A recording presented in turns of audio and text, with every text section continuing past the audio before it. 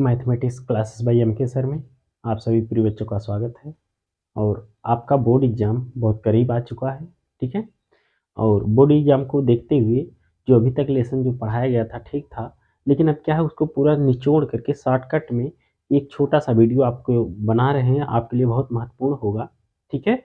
और अगर आप इस वीडियो को देखते हैं तो आपका बहुत अच्छा सा कवर हो जाएगा। और आज जो टॉपिक आपको पढ़ा रहे हैं उसका नाम है समांतर श्रेणी अरिथमेटिक प्रोग्रेशन, ठीक है।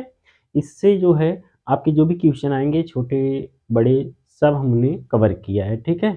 1 नंबर का क्वेश्चन आपको 1 से 2 देखने को मिल सकता है, 2 नंबर का 1 या 2 क्वेश्चन मिल सकता है, फिर 4 नंबर में भी 1 को मिल सकता है, 6 नंबर में 1 को मिल सकता है, ठीक है। देखेंगे हर एक सेक्शन से इस लेसन से सवाल आते हैं। अगर हर एक सेक्शन को जोड़ा जाए तो देखिए 1 नंबर का अगर एक क्वेश्चन आया, 2 नंबर का आया, 4 नंबर का आया, 6 नंबर का आया, देखेंगे 13 नंबर का लगभग इससे क्वेश्चन आएगा, ठीक है। सपोज करो 13 नहीं आ रहा है, 10 ही आ रहा है, तब भी बहुत आ रहा है, ठीक है। इतने आसान तरीके से आपको बताएंगे कि एक एक पॉइंट अच्छे समझ में आएगा।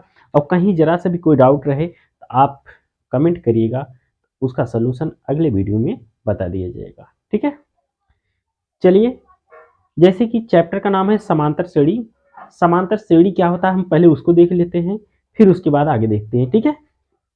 समांतर श्रेणी का मतलब होता है कोई एक ऐसा सीरीज ऐसा श्रेणी दिया रहेगा जिसके बीच का डिफरेंस जो होता है वो समान होना चाहिए, ठीक है। तो अगर जनरल फॉर्म में देखा जाए समांतर श्रेणी जो होता है ए प्लस डी, ए प्लस 2d, ए प्लस 3d, ए प्लस 4d, ऐसे डॉट डॉट अनंत तक होता है प्रिय बच्चों, ठीक है।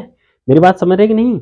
ये समांतर श्रेणी। अब कहेंगे कैसे मुझे पता कि यही समांतर श्रेणी है, भाई वो भी क्लियर होना चाहिए। तो देखिए ये कहता है इसमें से सेकंड टर्म से फर्स्ट को माइनस कर दो, ए प्लस डी, देखो लिख के बता रहे हैं ए प्लस डी, ये आपका सेकंड टर्म है, इसको माइनस करो, माइनस ए, कट की क्या बचा सिर्फ डी, ठीक। इसी प्रकार इससे इसका माइनस करो, ए प्लस 2d माइनस करो ए प्लस डी को, ए प्लस डी करेंगे तो माइनस हो जाएगा, अंदर मल्टीप्लाई ए से ये कट जाएगा, 2d में से डी निकलेगा डी। देख रहे हैं ये भी इसका डिफरेंस जो है सेम सेम आ रहा है ना। ऐसे कोई भी टर्म लेंगे अगला लीजिए उसके जस्ट पहले वाला माइनस करिए, सिर्फ डी बचेगा। इसी को हम कहते हैं समांतर श्रेणी, ठीक है। तो उम्मीद है समांतर श्रेणी आपको समझ में आई होगी, ठीक है। चलिए, अब इसमें जो समांतर श्रेणी होता है इसमें बहुत सारे पद होते हैं, ठीक है। उसी को आपको समझना है। जो सबसे पहले रहता है उसे हम प्रथम पद बोलते हैं। क्या बोलते हैं? प्रथम पद। इसको हम ए से लिखते हैं, ठीक है। दूसरा पॉइंट होता है सार्वंतर। क्या होता है? सार्वंतर। सार्वंतर को हम स्मॉल डी से, जो अभी सॉल्व करके बताया जो आ रहा था, ठीक है। और इसके बाद होता है पदों की संख्या। क्या होता है भाई? तीसरा पॉइंट होता है पदों की संख्या, ठीक है। पदों की संख्या को स्मॉल एन से लिखते हैं, ठीक है। फिर चौथा पॉइंट होता है यनवा पद। कौन सा पद भाई? यनवा पद। यनवा पद को हम टी एन या ए एन से लिखते हैं, ठीक है।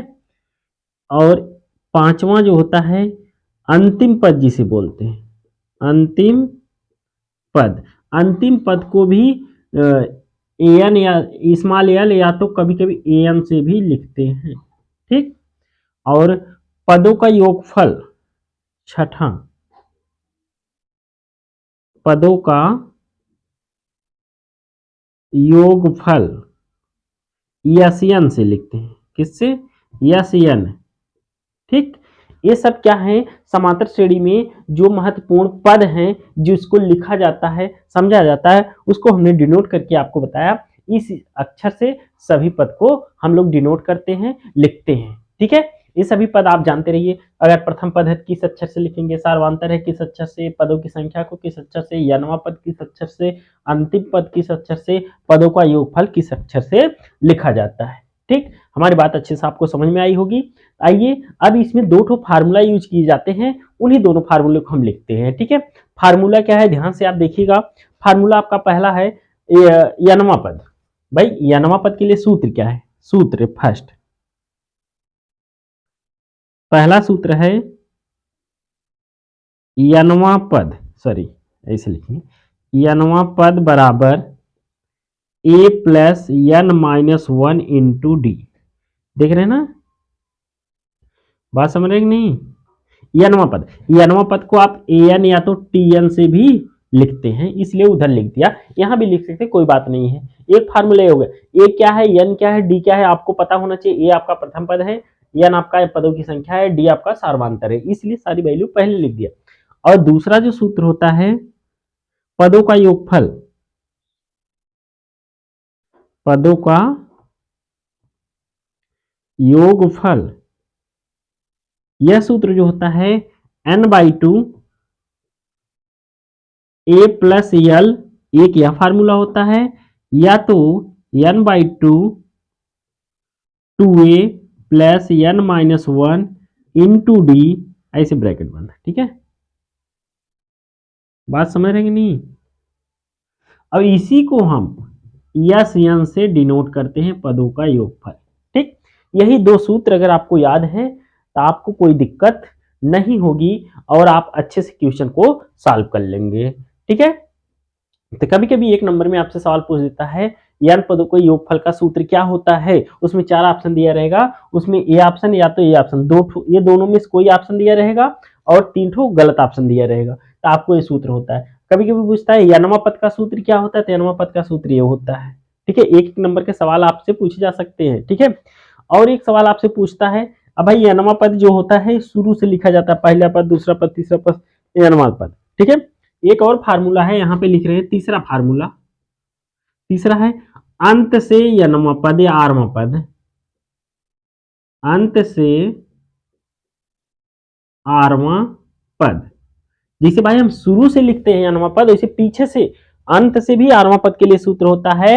अंत से वही जैसे शुरू से ए लिखते हैं वही अंत से एल लिख देंगे, अंतिम पद l n minus one into d. L क्या है भाई, अंतिम पद आपका है। ठीक है, क्या है, अंतिम पद, और एन क्या है, सार्वधातर है, और डी क्या है, सॉरी डी सार्वधातर है, एन पदों की संख्या है। ठीक है, उम्मीद है जो हमने इंट्रोड्यूस आपसे कराया समांतर श्रेणी, ये आपको अच्छे से समझ में आया होगा।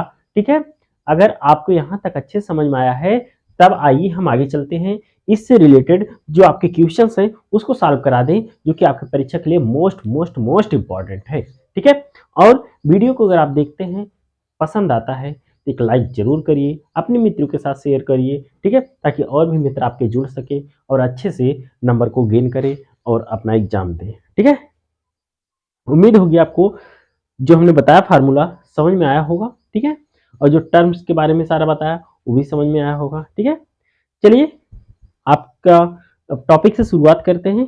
क्वेश्चन आपका है, देखिए क्वेश्चन पूरा लिखेंगे नहीं, जो कह रहा है हम आपको पढ़ के सुना दे रहे हैं। ठीक है, क्वेश्चन कह रहा है, भाई ध्यान से सुनिए, दी हुई समांतर श्रेणी, एक समांतर श्रेणी दिया है, उसमें प्रथम 4 पद लिखना है। देखिए ये इसी समांतर श्रेणी होता है, ए प्लस डी, ए प्लस 2d, ए प्लस 3d, ए प्लस 4d, ये फार्मूला होता है भाई। समांतर श्रेणी का जनरल पद यही है, इसको आप जानते रहिए। ठीक है, इसी का भी उपयोग करना है।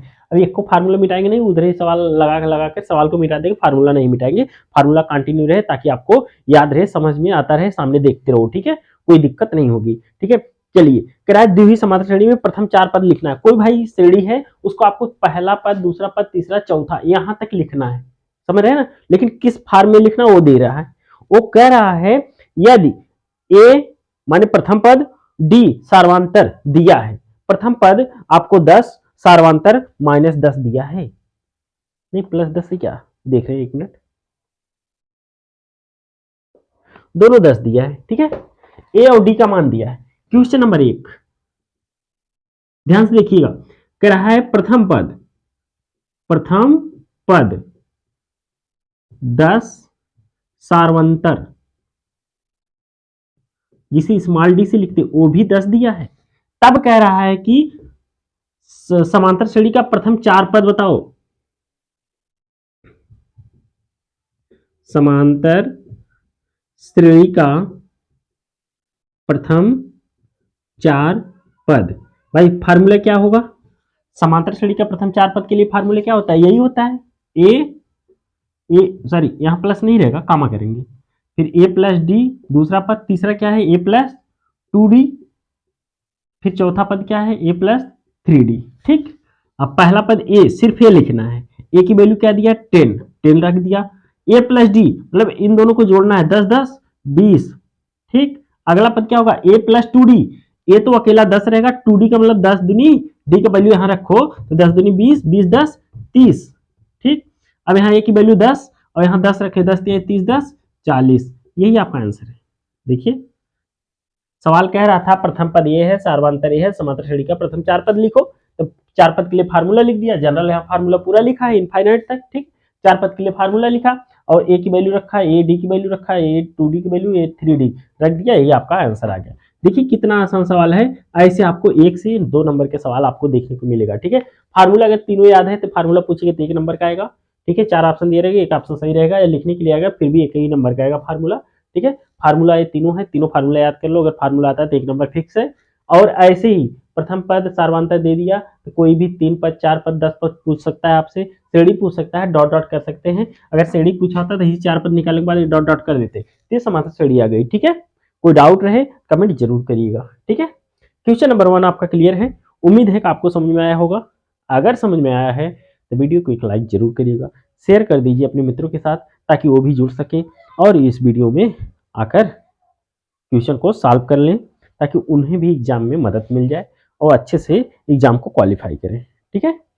चलिए अगला क्वेश्चन आपका है, देख लीजिए, किसी को कहीं भी डाउट रहे तो बताइए, फिर इरेज करके अगले क्वेश्चन की तरफ चलते हैं। उम्मीद है कि समझ में आ रहा होगा, ठीक है। कल वीडियो नहीं अपलोड कर पाए थे, क्षमा चाहते हैं उसके लिए, ठीक है। थोड़ा सा समस्या हो गया था, वीडियो बन नहीं पाया था, ठीक है। चलिए वीडियो आज आपके लिए बहुत महत्वपूर्ण हो सकता है अगर अच्छे से आप वीडियो देखते हैं, ठीक है। और जो बोर्ड एग्जाम है आपका अच्छा खासा नंबर देकर जाएगा प्रिय बच्चों, ठीक है, उसमें कोई कमी नहीं रह जाएगी। चलिए अगले क्वेश्चन को देखते हैं। टाइम को इन्वेस्ट नहीं करना है, 10 से 20 मिनट का वीडियो बनना चाहिए, लेकिन फिर भी थोड़ा सा लॉन्ग हो जाता है, उसके लिए क्षमा चाहते हैं। आप लोग थोड़ा सा समय निकाल के वीडियो जरूर देखिएगा, ठीक है। अगर आप देखते हैं तो बहुत अच्छे समझ में आएगा। चलिए आज की क्वेश्चन नंबर 2 पे चलते हैं। क्वेश्चन नंबर 2 क्या कह रहा है, पहले क्वेश्चन को देख लेते हैं। क्वेश्चन कह रहा है आपका 10 7 4 ऐसे कुछ लिखा है, 10 है 7 है 4 है, फिर ऐसे डॉट डॉट कर दिया। कह रहा है कि इसका 30वां पद का 30वां पद, कह रहा है 30वां पद बताओ, ठीक है। ऐसे कुछ लिखा है तो बोल रहा है 30वां पद बताओ। ध्यान से सुनो, अब हमने आपको बताया है ऐसे कोई श्रेणी लिखा तो पहले जो लिखा रहता है पहला पद होता है, ए की वैल्यू 10। अब डी की वैल्यू कैसे निकलेगी, इसमें से इसको माइनस करो, 7 में से 10 को माइनस करो। जब आप यहाँ देखो 7 में से 10 को माइनस करोगे तो -3 आएगा, तो यहाँ डी की वैल्यू क्या होगी -3 होगी। एन की वैल्यू क्या है भाई, एन की वैल्यू खुद बोला है 30वां पद, एन बराबर 30 है, पॉइंट लग गया 30 है, ठीक है। तो कौन सा पद पूछा है 30वां पद। ऐसे ही यानवा पद का सूत्र क्या होता है भाई, यही होता है। तो यानवा पद बराबर सूत्र लिख दीजिए, यहाँ पे कोई भी सवाल लगाइएगा सूत्र एक बार जरूर लिखिएगा। यानवा पद बराबर आपका होता है a plus n minus 1 into डी। देखिए वही फार्मूला लिखा है, यानवा पद बराबर a plus n minus 1 into डी। यानवा की जगह आप 30 लिखेंगे तो क्या आ जाएगा 30वां पद, क्या होगा भाई 30वां पद, यान बराबर 30 ही है। तो यहाँ a की वैल्यू 10 प्लस n की वैल्यू क्या रखेंगे 30 माइनस 1 और d की वैल्यू क्या है -3, ठीक। हल करो 10 प्लस 30 में से 1 निकलेगा तो 29 गुणे माइनस में 30, ठीक। 10 माइनस 87, 29 तिहाई 87 होता है भाई, वो माइनस आ जाएगा। तो फाइनली आंसर आपका आएगा माइनस में 77। यही आपका 30वां पद है, यही सवाल पूछा था 30वां पद। देखिए कितना आसान सवाल है, दिख रहे नहीं। अगर आपको ये सारी बातें याद हैं, समझ में आ रहा है, जो सारी वैल्यू लिखी है, तो आपको कोई भी क्वेश्चन आएगा, ए भी क्वेश्चन आएगा या ये भी क्वेश्चन आएगा, अगर आपसे डायरेक्ट पूछेगा ये श्रेणी है 30वां पद क्या होगा, तो 4 ऑप्शन दिया रहेगा, इसमें ऑप्शन रहेगा 1 नंबर का, ठीक है। अगर आपसे इसे कह दिया ए बराबर इतना है, डी बराबर इतना है, तो इसके 4 पद क्या हो सकते हैं, तो अगर 1 नंबर का आएगा तो बहुविकल्पी में ऑप्शन दिया रहेगा तो 1 नंबर। अगर हल करने के लिए यही दोनों सवाल आ जाए तो ये दोनों सवाल 2-2 नंबर का आएगा फिर बच्चों, ठीक है। 2-2 नंबर या तो 1-1 नंबर। तो सपोज करो अगर एक एक का आता है 2 नंबर, दो दो का आता है 4 नंबर और फार्मूले से 1 नंबर आएगा, तो मिला जुला के 4-5 नंबर आपका यहाँ से हो जाता है। आइए अब थोड़ा सा लॉन्ग वाले क्वेश्चन पे चलते हैं, जो कि आपके लिए बहुत महत्वपूर्ण है और एग्जाम में आने के लिए समझ लो मोस्ट इंपॉर्टेंट क्वेश्चन है। ठीक है, अब हम क्वेश्चन को इरेज करेंगे, फार्मूला का नहीं इरेज करेंगे। फार्मूला आपको बार बार यूज होगा ताकि आपको समझ में भी आए। ठीक, फार्मूला आप देखते रहिएगा, फार्मूला कहीं भी रहेगा आपको काम देगा, इसलिए फार्मूले को इरेज नहीं करते हैं। कोई भी सवाल हल करिएगा फार्मूला जरूर लगाइएगा, लिखिएगा। ठीक है, फार्मूला लिखने से होता है कि आपको याद आता है हाँ हमने फार्मूला लिखा है, इसी फार्मूले से क्वेश्चन सॉल्व किया गया है, कहीं कोई डाउट नहीं होना चाहिए। ठीक है, चलिए भाई आगे क्वेश्चन पे चलते हैं। लिखा है भाई, समांतर श्रेणी के प्रथम 22 पदों का योगफल ज्ञात करना। अभी तक 13वां पद ज्ञात कर रहे था, अब योगफल वाला है, ये वाला सूत्र लगाना है। चलिए भाई देखते हैं क्या लिखा है, सवाल लिखा है, योगफल निकालना है। समांतर श्रेणी दिया है, क्वेश्चन नंबर 3 आज के लिए है, इस लेसन का क्वेश्चन नंबर 3 लिखा है। श्रेणी दिया है 8 3 -2 ऐसे डॉट डॉट का लिखा है के प्रथम 22 पदों का योगफल, के प्रथम 22 पदों का योगफल ज्ञात कीजिए। देखिए यही सवाल है, ये सवाल जब भी आएगा 2 या 4 नंबर का आएगा, 2 से कम नहीं आएगा, 2 आएगा या तो 4 आएगा। ठीक है, देखिए ध्यान से, ऐसे बहुत से सवाल आ सकते हैं, ये नहीं कि यही एकदम एग्जैक्ट यही है भाई। ऐसे श्रेणी कुछ भी लिखा रहेगा, आपको इतना पदों की योगफल पूछेगा। ठीक है, श्रेणी कुछ भी लिख सकता है, तो लेकिन रूल आपका यही लगेगा। सवाल कॉन्सेप्ट समझिए, सवाल को नहीं कॉन्सेप्ट समझिए। अगर योगफल पूछ रहा है कैसे लगाना है, ठीक, या नामापद पूछ रहा है कैसे लगाना है, वो समझिए, तब आपको अच्छे से आएगा। देखिए भाई, पहले जो लिखा रहता है प्रथम पद ए 8, डी निकालने के लिए इसमें से इसको माइनस करो, 3 में से 8 निकलेगा तो -5, या -2 में से -3 निकालोगे तो -5, तब भी आएगा। और क्या बोला है, 22 पदों का योगफल, मतलब n की वैल्यू 22 दिया है। ठीक, तो योगफल पूछा है, योगफल का मतलब यस n का मतलब 22 पदों का बोला है ना, यस 22 की वैल्यू मुझे बतानी है। ठीक, अब देखिए ए पता है, डी पता है, एन पता है, तो फार्मूला देखो डी है, एन है, ए है, यही फार्मूला लगे। ए वाला कब लगाएंगे, जब आपको पहला पद अंतिम पद एन मिला हो, डी ना हो, ये एल एन हो, तब इस फार्मूला को लगाएंगे। लेकिन यहाँ पे डी दिया है, तब ए वाला फार्मूला लगाएंगे, तो यही लास्ट वाला इतना लिख लेंगे। ठीक है, हम लिखेंगे, हम जानते हैं, यहाँ लिख रहे ना, देखिए फार्मूला लिखने के लिए हम जानते हैं भाई। अगर फार्मूला आप लिखते तो एग्जामिनर खुश हो जाएगा कि बच्चा कितने अच्छे से फार्मूला भी लिखा है, तो ऐसे लिख दिया करो। हम जानते हैं Sn बराबर n by 2a plus n-1 into D.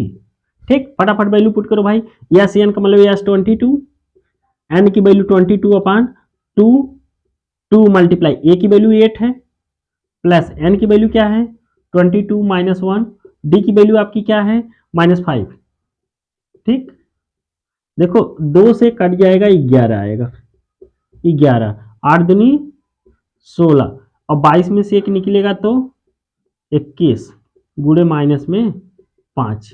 ठीक, 11 16 माइनस 21 पंजे 110, 105 होता है।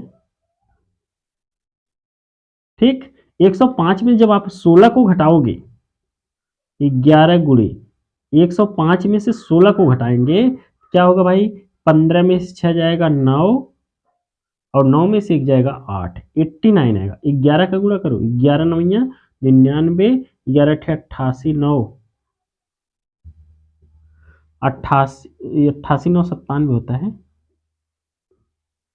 देखो 11 9 99 9 हाथ लगा 9, 11 88 88 9 97। ठीक है, यही यस 22 की वैल्यू आएगी, वो भी माइनस में आ रही प्रिय बच्चों। किस में आ रही, माइनस में। देख रहे हैं नहीं, उम्मीद है सवाल को समझ में आया होगा। अगर सवाल नहीं समझ में आता है, एक बार वीडियो को बैक करके फिर से देख लीजिएगा, समझ में आ जाएगा। फिर भी नहीं समझ में आता तो एक बार आप कमेंट करिए, फिर से यही सवाल को हम सॉल्व करके आपको बताएंगे। परेशान होने की कोई जरूरत नहीं है।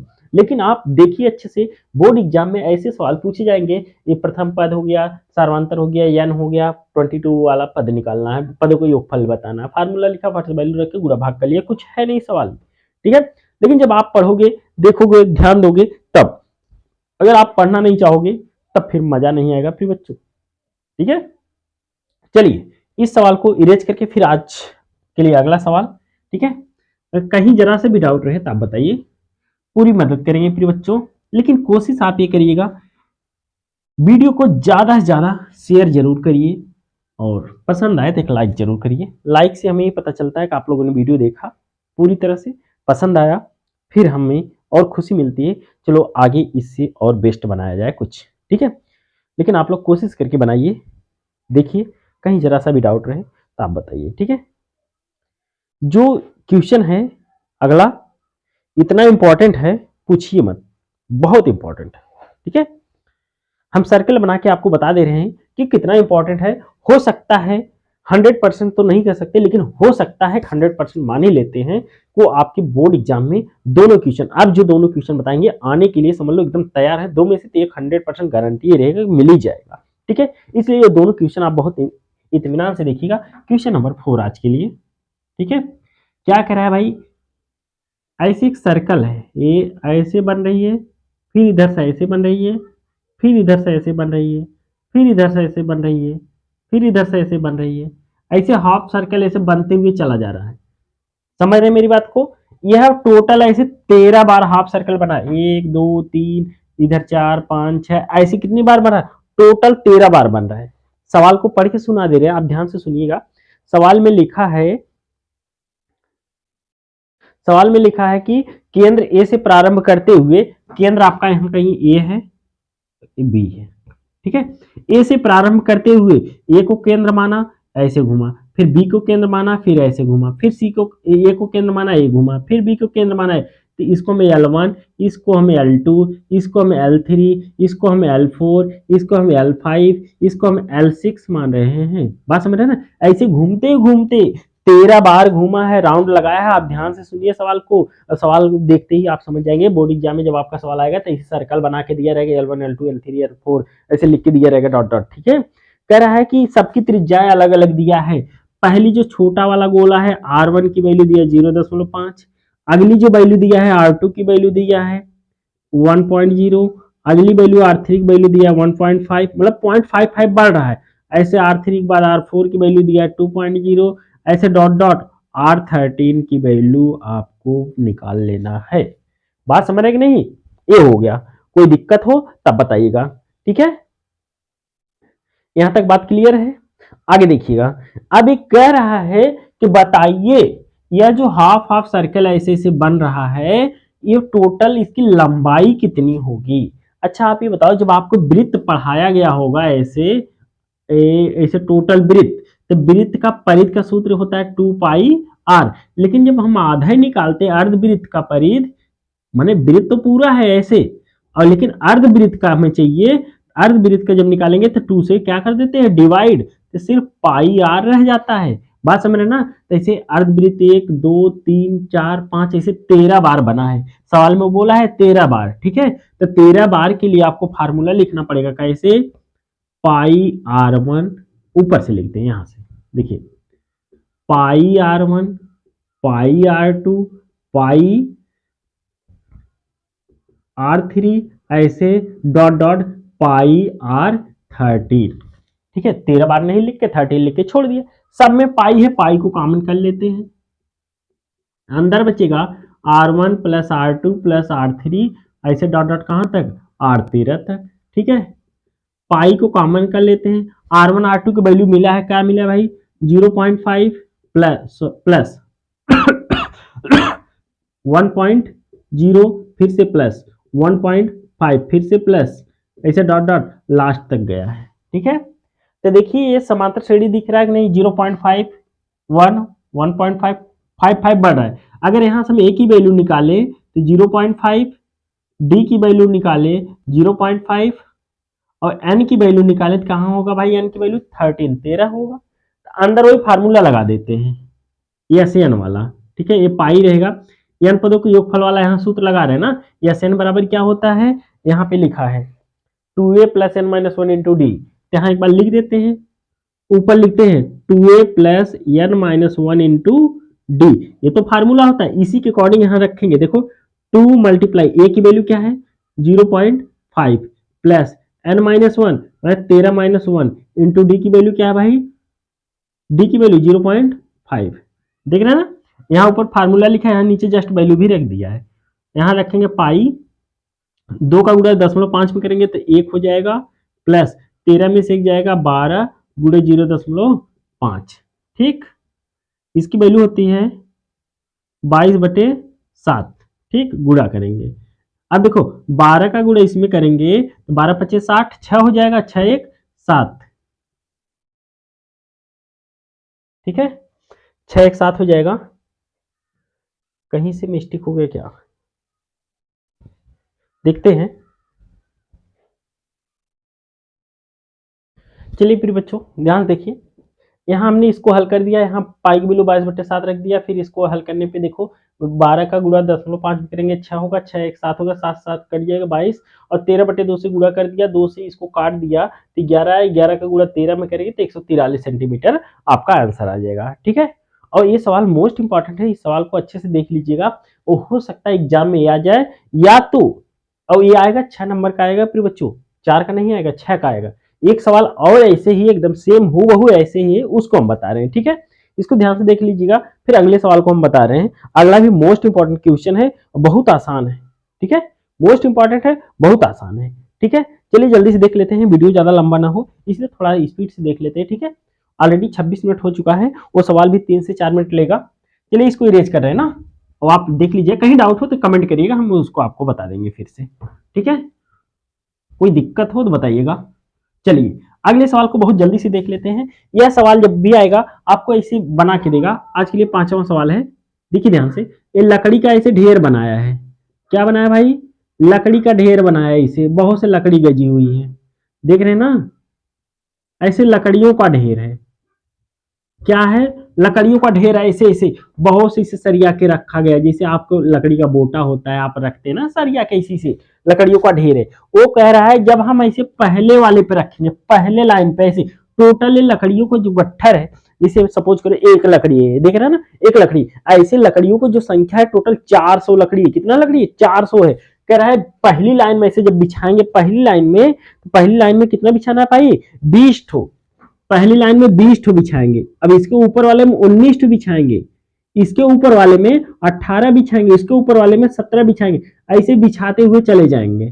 समझ रहे नहीं, ऐसे बिछाते हुए हम चले जाएंगे। ठीक है, ऐसे बिछाते हुए जाएंगे तो पूछ रहा बताओ कितनी लाइन हम बनाएंगे, एक पहली लाइन है, दूसरी लाइन है, तीसरी लाइन है, चौथी लाइन, कितनी लाइन बनाएंगे और अंतिम लाइन में कितनी लकड़ी रखेंगे और कि टोटल 400 लकड़ी पूरा खत्म हो जाए।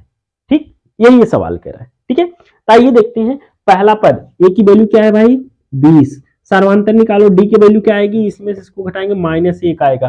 ठीक है, और यासियन सॉरी 400 नहीं प्रिय बच्चों 200 है, लकड़ियों की जो संख्या भी बताया 400, गलती से मिस्टेक हुआ, टोटल कितना है 200 है, कितना है 200। तो यहाँ पे यासियन भाई सभी लकड़ियों को जोड़ के बता रहा है ना 200 है, तो यासियन की वैल्यू दिया है, तब वो क्या कर रहा है, एन की वैल्यू बताना है भाई, किसकी वैल्यू, एन की वैल्यू बताना है।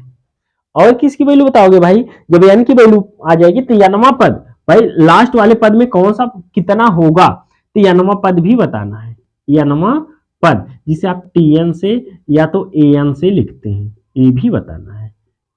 ठीक, सवाल को फिर से समझ लो, टोटल लकड़ी की जैसे गजी हुई है उसमें 200 लकड़ी ऐसे ऐसे है, 200 टुकड़ा। ठीक है, पहले लाइन पे ऐसे 20 टुकड़ा ऐसे लगाया गया, ऐसे 20 ठो, फिर उसके ऊपर 19 ठो, इसके ऊपर 18, 17, 16 ऐसे रखते गए, तो बता रहे हैं कि टोटल बताओ कई लाइन रखा गया है, इसे एन से लिखेंगे कितनी लाइन रखा गया है और अंतिम लाइन में कितना लकड़ी रखा गया ये बताना। ठीक है, आइए सवाल को आसानी से लगाते हैं। ये एसएन दिया है ना, एसएन वाला ये वाला फार्मूला लगाओ, ये वाला। ठीक है, एसएन बराबर होता है भाई n/2 ब्रैकेट में 2a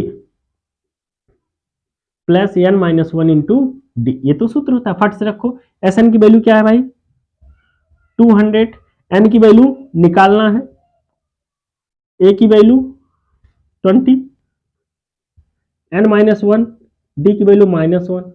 ठीक, फटाफट मल्टीप्लाई करो, 2 इधर आके 400 कर देगा, n आपका यही रहेगा 40 होगा, और यहाँ बीच में प्लस है, 40 होगा, माइनस का मल्टीप्लाई करेंगे -n +1, अब अंदर मल्टीप्लाई करो, 440n -n² +n, सबको इस साइड लाओ, n² + 40 41n इधर आएगा माइनस और 400।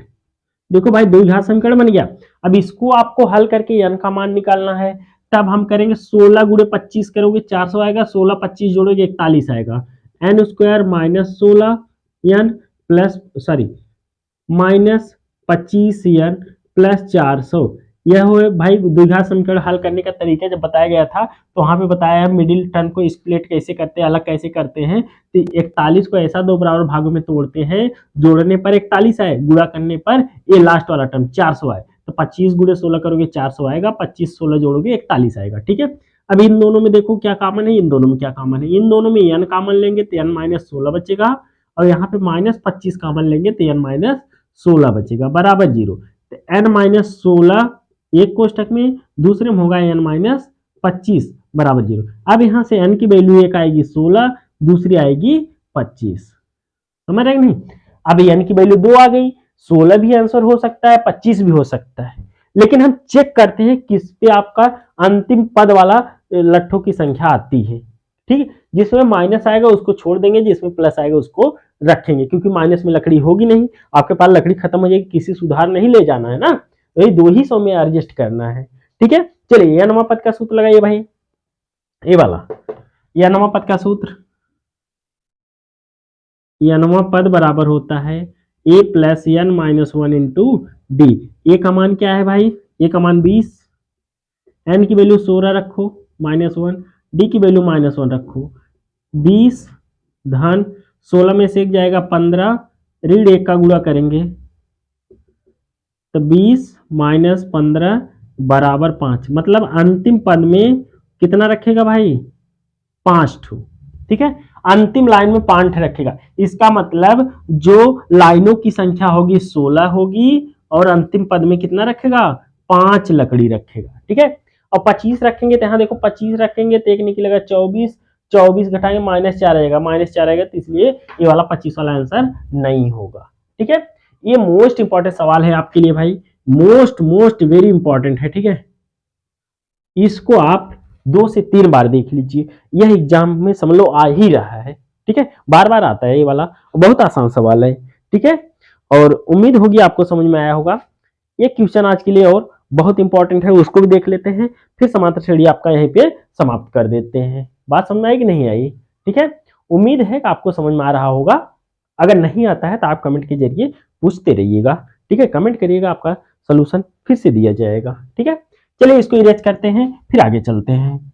अब आज के लिए आखिरी सवाल आपके लिए होगा। ठीक है, और वीडियो को देखिए, पसंद आए ज़्यादा से ज़्यादा शेयर करिए, सब्सक्राइब करिए। ठीक है, और लाइक जरूर करिएगा। ठीक है, सब्सक्राइब करने के लिए तो हम अक्सर नहीं बोलते हैं, आज बोल दिए गलती से, लेकिन भाई पसंद आए तो सब्सक्राइब करिए। ठीक है, ताकि फ्यूचर में अगर आप पढ़ना चाहें तो आपको क्वेश्चन आसानी से मिल सके। चलिए क्वेश्चन नंबर 6, और ये भी इंपॉर्टेंट है, लेकिन जो अभी बताया वो तो समझ लो आ ही रहा है एग्जाम में। ठीक है, और जिस दिन आपका एग्जाम लास्ट रहेगा मैथ का, उस दिन शाम को 8 बजे लाइव आएंगे, आप लोग भी जुड़िए, एनालाइज करते हैं कौन क्वेश्चन आपको मिला कौन नहीं। ठीक है, समांतर श्रेणी दिया है भाई 121, 117, 113, ऐसे डॉट डॉट, ऐसे समांतर श्रेणी दिया है, और कुछ नहीं दिया। इतना देने के बाद पूछ रहा है बताओ इसमें कौन सा पहला पद ऋणात्मक होगा, ये पूछा है। क्या पूछा भाई, ऐसे श्रेणी दे के बोल रहा है बताओ कौन सा पद ऋणात्मक होगा। ऋणात्मक होने के लिए माने कौन सा पद, देखो घट रहा है ना, 121, 17, 13, ऐसे घटते घटते जाए, कभी तो माइनस आएगा, समझ रहे कि नहीं, कभी माइनस आएगा, वही पूछ रहा है कब आएगा, कौन सा पद हो सकता है। तो चलिए जो दिया है उसको लिख लेते हैं।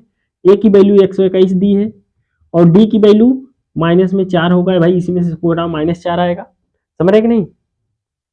आगे देखते हैं कौन सा पद पूछा है, मतलब n पूछा है, n बताना है। अब हम मान लेते हैं, माना nवां पद n पद क्या है 0, और ऋणात्मक पूछा है ना, हम 0 मान लेते हैं, 0 के बाद अगला जो भी पद आएगा वही तो होगा माइनस वाला, समझ रहे कि नहीं। हम मान लिया यह नवा पद हमारा 0 है, 0 के बाद जो टर्म आएगा वो तो माइनस में आएगा ना। अभी देखो ऐसे जाएंगे तो कहीं 0 हो जाएगा, हम मान लिया यह नवा पद 0 है। कौन सा पद है यह नवा पद 0, तो यह नवा पद पहले हम निकाले कौन सा होता है, तो जो आएगा एक पद बढ़ा लेंगे। ठीक, चलिए यह नवा पद के लिए सूत्र क्या होता है भाई, यनवा पद बराबर होता है a plus n minus one into d. यनवा पद हमने मान लिया 0, a की वैल्यू आपके पास 121 है, ठीक, plus n minus one into D, D की वैल्यू है माइनस में 4। ठीक, अब 121 इधर प्लस है, नहीं ये वाला ये पूरा टर्म उठा के इधर लाते हैं क्योंकि माइनस है ना, इधर आके प्लस हो जाएगा, तो 4n माइनस वन इक्वल हो जाएगा 121, 4 से डिवाइड कर देगा, n माइनस वन इक्वल 121 बटे 4, n माइनस वन इक्वल भाग करेंगे तो 4 सते 4 तिहाई 12 0 समथिंग आ रहा है ना, 4 दूनी 8 4 25 इतना आ रहा है, 1 इधर माइनस उधर जाके प्लस हो जाएगा, n इक्वल 31.25, मतलब n की वैल्यू 31.25 आई, मतलब 31.25 वाला पद क्या होगा 0 होगा। ठीक, कौन सा डायरेक्ट पद पूछ रहा है, 31वां पद आपका 31.25 वाला पद 0 होगा, तो 32वां पद आपका डायरेक्ट क्या लिख सकते हैं माइनस होगा, अतः n बराबर 32। बात समझ रहे नहीं, ऋणात्मक होगा, समझ में आया, यही सवाल है आपका। ठीक, उम्मीद होगी जो समांतर श्रेणी पढ़ाया आपको अच्छे समझ में आया होगा। वीडियो की 1 से 2 बार देख लीजिए, कहीं भी जरा सा भी कोई भी डाउट रहता है कमेंट करिए, उसका सलूशन आपको अगले वीडियो में देंगे, और कोशिश करिए वीडियो को 1 से 2 बार जरूर देखिए, और कोई भी क्वेश्चन आपका हट के नहीं आएगा, इससे दूर नहीं जाएगा। अगर आप अच्छे से पढ़ लिए, टॉपिक को कवर के लिए 100% है मिलेगा। ठीक है, मैथमेटिक्स क्लासेस बाय एम के सर में ज्वाइन करने के लिए, जुड़े रहने के लिए बहुत बहुत धन्यवाद। फिर मिलते हैं अगले वीडियो में अगले टॉपिक के साथ। ठीक है, यूपी बोर्ड एग्जाम आपका बहुत अच्छे से जाए, हमारी यही कामना है। ठीक है, चलिए इस वीडियो में बस इतना ही, फिर मिलते हैं अगले क्लास में। ठीक है, सभी को बहुत बहुत धन्यवाद।